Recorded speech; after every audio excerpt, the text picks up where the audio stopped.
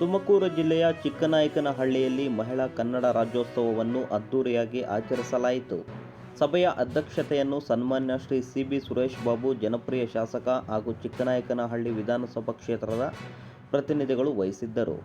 ಕಾರ್ಯಕ್ರಮದ ವ್ಯವಸ್ಥಾಪಕರಾಗಿ ರೂಪಶ್ರೀ ಟಿ. ರೂಪಾಂತರ ಸಂಸ್ಥೆಯ ಸಂಸ್ಥಾಪಕ ಕಾರ್ಯಾಧ್ಯಕ್ಷರಾಗಿ ಪ್ರಮುಖ ಪಾತ್ರ ವಹಿಸಿದರು.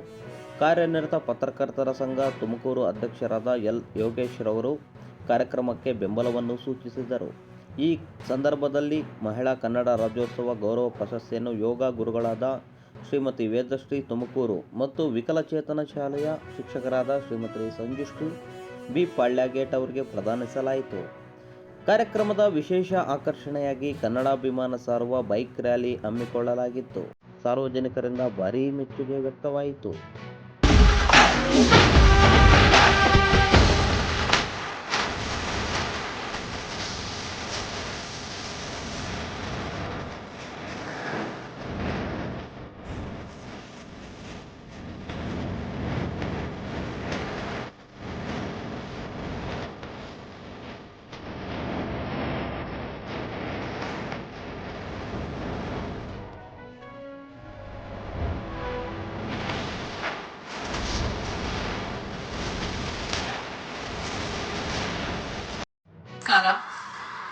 ಮಹಿಳಾ ಕನ್ನಡ ರಾಜ್ಯೋತ್ಸವ ಭಾಳ ಖುಷಿಯಾಯಿತು. ಬರೀ ಕನ್ನಡ ರಾಜ್ಯೋತ್ಸವಕ್ಕೆ ಇಡೀ ಕರ್ನಾಟಕದ ಅಂತ ನಾನು ಓಡಾಡಿದ್ದೀನಿ. ಇದು ವಿಭಿನ್ನವಾದಂಥ ಕನ್ನಡ ರಾಜ್ಯೋತ್ಸವ.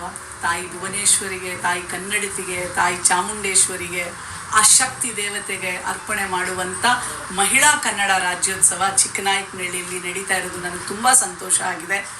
ಈ ಎಲ್ಲ ಮಹಿಳೆಯರ ಸಬಲೀಕರಣ ಆಗಲಿ, ಶಕ್ತಿಯುತವಾಗಿ ಮುಂದೆ ಬರಲಿ ಅಂತ ನಾನು ಹಾರೈಸ್ತೇನೆ.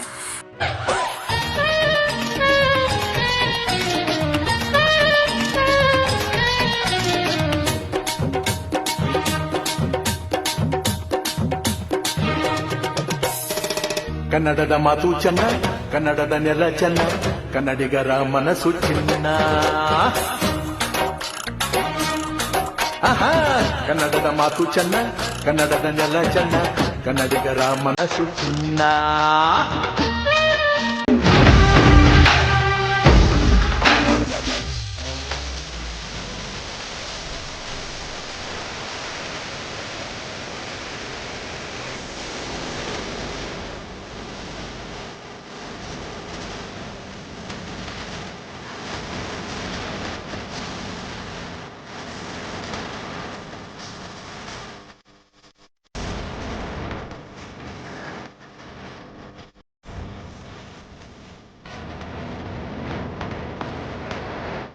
ವರದಿ ಅಂಜನಾದೇವಿ, VK18 ನ್ಯೂಸ್ ಕನ್ನಡ, ಬೆಂಗಳೂರು.